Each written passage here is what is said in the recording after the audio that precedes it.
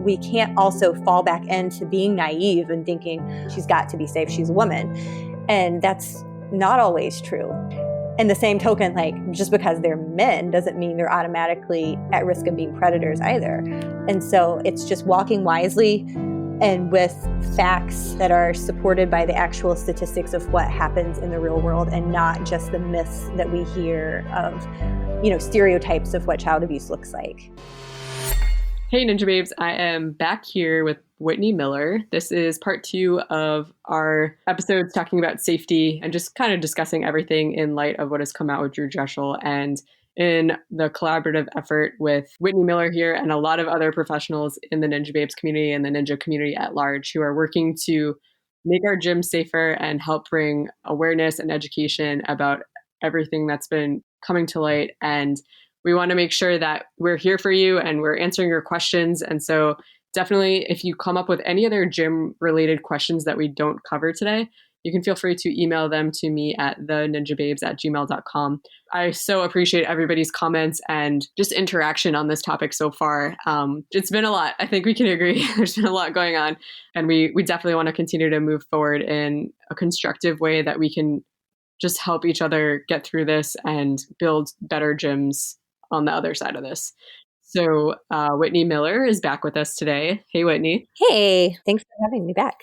Today, we're taking a little bit of a different direction, focusing on our gyms and what it could look like to build safe gyms. And I know that safe sport I actually didn't really know it was like a term or a buzzword until just recently this week, as people were coming to me saying like, oh, there's safe sport protocol in other sports and in, climbing gyms and different things like that. And I've never heard about that in Ninja. So I think a lot of gyms are definitely on the move of how to make their gyms safer and their coaching experiences safer. So that's what we're talking about today. Great. Yeah. So I actually was not aware safe sport was a thing either. That was never a term that we necessarily talked about, because we didn't focus just on, sporting organizations. We talked to, like boys and girls clubs or churches or, other community youth kind of organizations. So good to know. Yes. That's the term. Yep. So I think when we first start talking about how to make gyms safer, I think we focus first on the gym itself and, the gym owners and the coaches and trainings and screenings. And I think very base level, what needs to be going on is that gyms need to be background checking their employees, and they need to have a child safety policy. And when I say background checking employees, I'm sure they can research. There's a lot of, I know for our church, my husband uses he uses a background screening where it's really easy. It's online, they pay for it or whatever. I think N&L's done a great job of starting to require their coaches to be background screened. So hopefully that is a move in the right direction for the sport. As far as broader scale training, writing a child safety policy is hard work, and it's very tedious work. And there's so much to consider. Sometimes it's hard to know where to start. I would personally recommend starting with hosting a darkness to light training at your gym. You can look on d2l.org's website and look up certified trainers in your region and have them come out and do a darkness to light training, just so everyone can be on the same page regarding what is factual information regarding abuse, what are best practice evidence-based ways to prevent abuse. And so starting from that viewpoint, I think having everyone on the same page that works at the gym, and parents, you could even invite parents, having just everyone on the same page as to what standards are going to be, I think is helpful in moving forward, so they know what to expect and they know what unsafe practice also looks like by default, and they can better advocate for things to be done in the correct way. So in creating the child safety policy, you have to consider a kid's experience from the time they enter the door through when they exit. When are times when a kid could be vulnerable to be in a one-on-one situation? What are the rules in the bathroom? What are the rules with spotting kids? Are you allowing kids to give consent to touch their bodies, or are coaches just kind of grabbing them and helping them go through obstacles? Maybe innocently, just trying to, if you've got a line of kids trying to get through something and you just want to move them along, maybe it's an innocent okay, like I know they can't complete this, so I'm just going to like help kind of almost carry them through? Or are you like actually asking like, hey, can I assist you? Can I put my hand, on your waist and help you swing on this? Or can I, if a kid falls and gets hurt, like, can I pick you up and carry you over here to get ice for your ankle? Or, just making sure you're actually asking kids to touch them before you actually touch them. And of course, there's times when like, a kid is going to absolutely like wipe out and you've got to spot them and catch them. Yeah. Yeah, to like prevent an injury. And so like that's absolutely understandable. But, in times when a kid can have control over their body and give consent to be touched, are we thinking about allowing them to have that control and teaching them that, safe adults let you control who gets to touch you and how they get to touch you, and just further teaching them like this is what safety looks like. Yeah, I think that's key. And that's something we talked about in the previous episode, is just defining what does a safe adult look like? What does it not look like? And I think the more that we explain what it does look like, then it's easier, especially for a young kid, to recognize when that's off. Absolutely. And I think gym owners, it is a ton of information. And I know most people are not totally aware of like state like mandates for who's a mandated reporter and what are these laws actually like.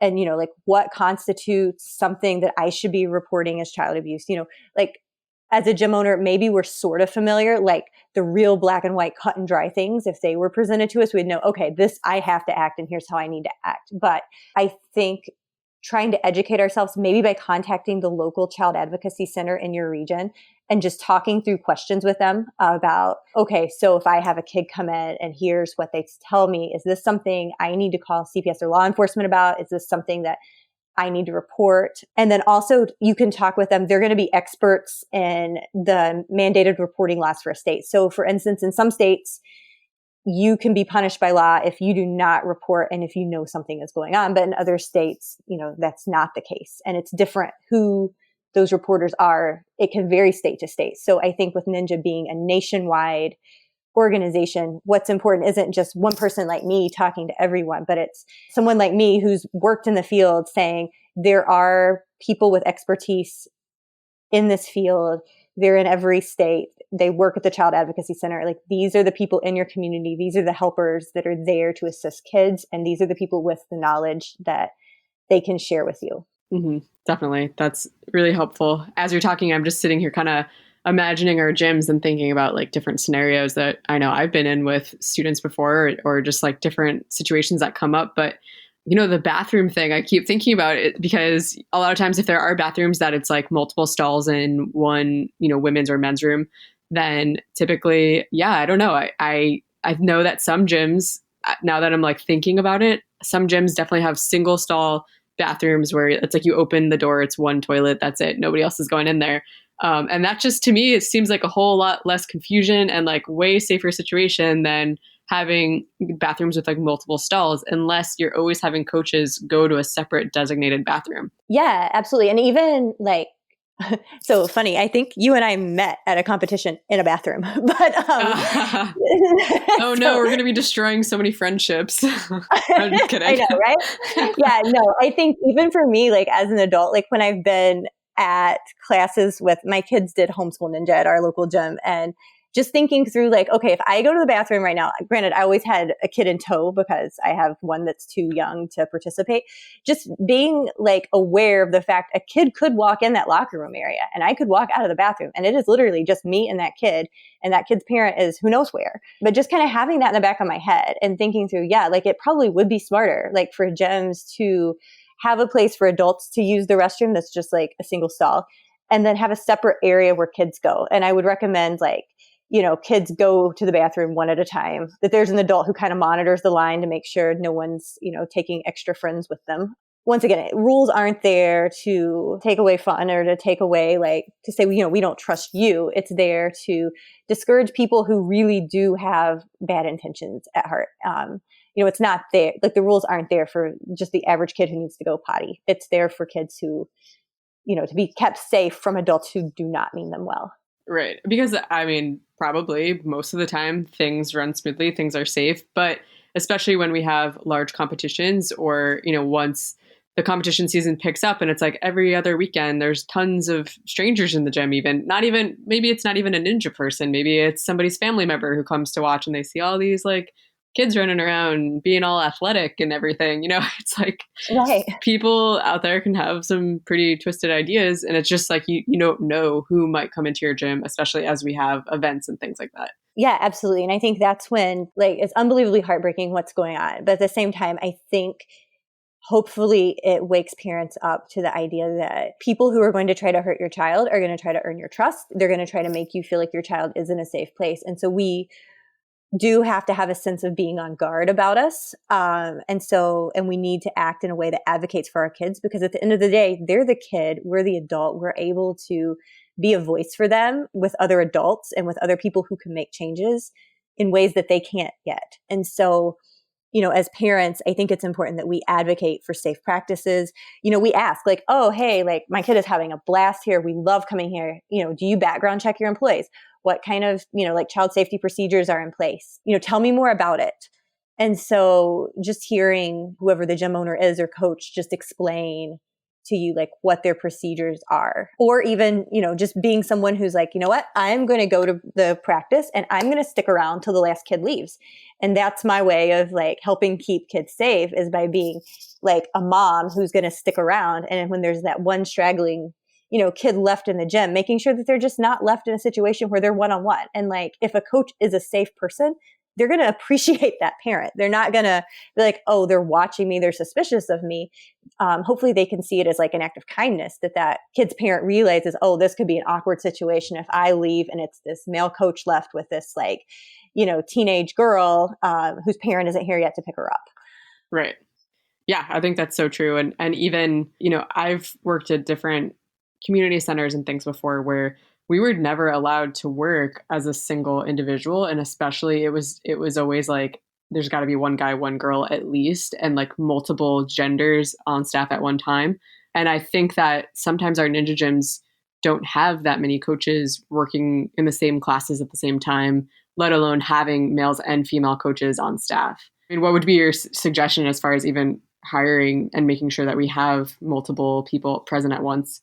So I do think, yeah, absolutely. Hire more women. I think it's like boys need to see women doing strong things, and girls need these role models that aren't just men. So I think there's like this empowerment side that, yeah, like hire more women. That would be awesome.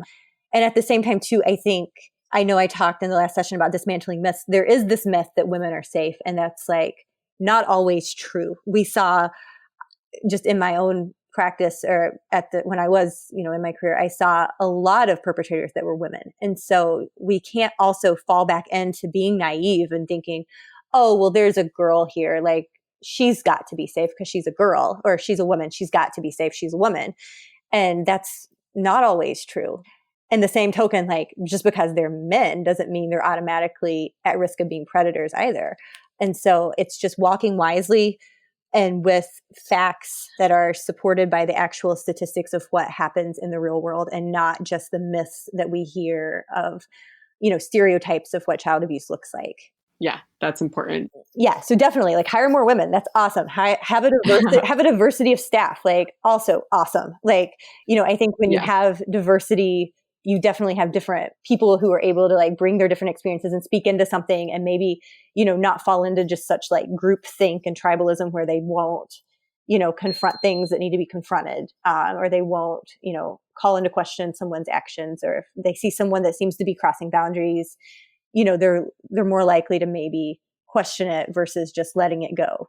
Yeah. I mean, I think just having more accountability at gyms, like on staff, like people checking in with one another, coaches cross-checking each other to make sure that scenarios seem like are safe and are not seeming sketchy in any sort of way. And yeah, I definitely agree that we don't want to fall into a stereotype of assuming who might be a perpetrator, who might not be. But I think having, just more diverse situations where even kids are seeing both genders working at the gym and it's normal. I'm also in my mind trying to formulate how we can also a little bit get away from the idolization of certain individuals that can then lead kids to like fall into assuming that they're safe because of who they are, kind of a thing.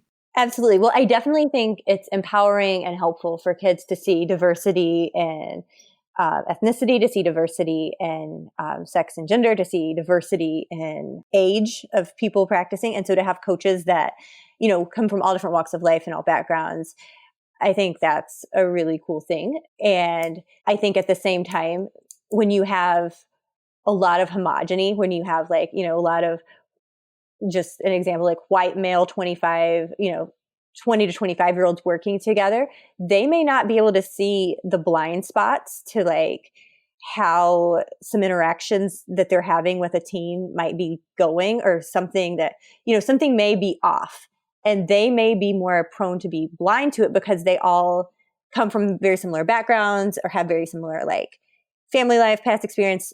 If they're too similar, then I think, yeah, maybe they wouldn't be as quick to notice red flags regarding interactions with people because they're all too similar. But if you have diversity in your staff, then yeah, I mean, it seems to reason that, and as long as that diversity is appreciated, if the diversity isn't appreciated and if there's just, the token girl working at the gym, then it may not really be empowering. But if the diversity of thought and the diversity of approach is appreciated and encouraged, then yeah, I could totally see how I could approach someone and just say, hey, I noticed you were talking to so-and-so off to the side. I couldn't really see you. And I know we all want to make sure this place is safe.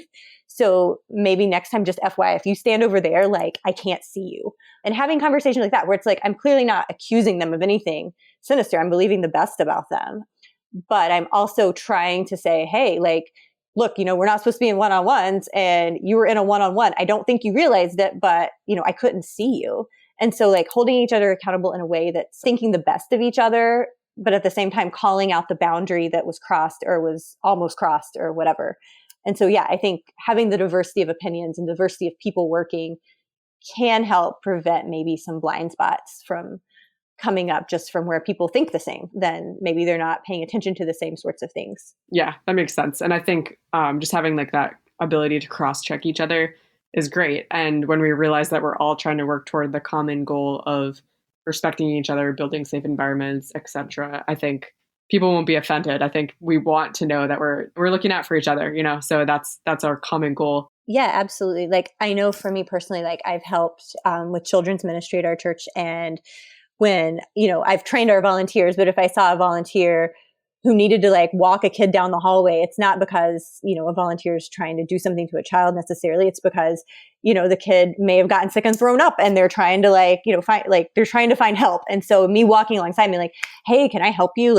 You look like you need another person to walk with you, because it's just, just you and a kid. And, they appreciate the help. And I think it's also works as a deterrent. So people who would seek to do harm know that when boundaries are crossed, people are going to jump in to help, thinking the best, but it's not going to be, easy to get a kid off by themselves, because people are always on the lookout for that and are holding each other accountable to, stay where everyone can see you. Because I know in the last episode, I shared that 81% of child sexual abuse occurs in one-on-one scenarios. And so any types of policy, when we're thinking child safety policy protocol for our gyms, or for, events or, anything we're doing, just running it through that filter of, okay, where's opportunity for someone to get a kid one-on-one? Does this happen because of, ratios, or, could we have more staff? Do we need more staff with the bathroom? How can we think creatively to avoid these types of situations? And so I think, yeah, that needs to be kind of the driving point of our consideration when we start thinking policy. Mm-hmm. Yeah, this is kind of an idea that I'm wondering if you've had experience with before. Is I'm wondering if, I know some gyms have PTA type associations, just kind of parent groups who volunteer to work with the gym in events and different things like that. I'm wondering if there's any way that we could have different parent volunteers who are background checked and we know that they don't have any sort of history or anything and we deem them safe, who could almost act as hall monitors, extra eyes at the gym during classes, or, different things like that. I'm wondering, have you ever seen that be successful in organizations before? Yeah, absolutely. So I think I've shared before, my husband's a pastor. And so part of our child safety policy, we have our student ministry volunteers, our children's ministry volunteers, but if we were to have, say, like a pool party at a church member's house, or if someone wanted to volunteer and help, like those people get background checks and then they're given a copy of our child safety policy that they have to read. So it's just educating. I think definitely having groups of parents that are background checked and go through maybe the safety policy training, and then something to add to the safety policy training maybe is a place for someone to sign saying like, I read this and I agree to adhere to it, is also important, that I don't think I said before. But yeah, absolutely. I think that's a wonderful idea. I do think like if they're going to be in any capacity caregiving for kids in your gym, then they absolutely need to be background checked, because you're liable at the end of the day, possibly, if something were to happen and you were the one who was promoting them as being like a caregiver for these kids on your behalf. Yeah, definitely. And I know sometimes it can get sticky, or it can just be, an added layer of complication if we are having parents carpooling with different kids and different things to like go to competitions or to like big events. Obviously, I think we would like to assume like, oh, if I'm driving my own kid and somebody else's kid and, we're all parents together at the same gym, we should work together. Like, yeah, we want that.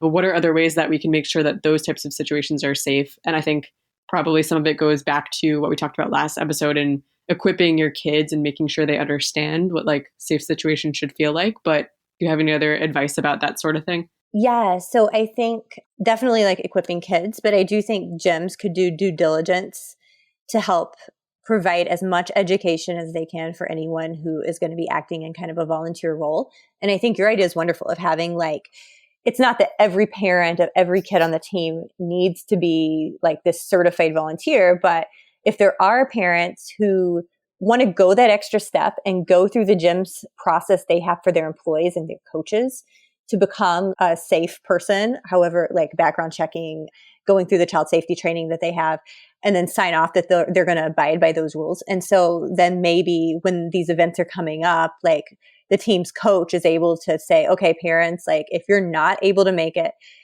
here's how we can, like coaches could provide transportation. If it's not just them and one other kid, they could, take two kids, or here's some parents who have gone through our safety training. We would recommend you try to get your kid a ride with one of them. So yeah, I think it's just like working together and working to create a safe environment as best we can. Definitely. Do you have any other thoughts about when we host large competitions or any other large scale events of how to try to broaden our awareness of what safe is going to look like in that scale? Because I know sometimes on a smaller scale, we might have our gyms figured out of like what is safe, what is our protocol. But then when you're introducing tons of more people, what do you think are some common areas or common things that get missed in the safety aspect? Yeah, I mean, I think bathrooms honestly are probably the biggest concern. Just making sure there's not a chance for a child to like go in the bathroom and an adult to follow in after. I mean, most of the large events that I've been at, though, the bathroom situation has been just like constantly crowded.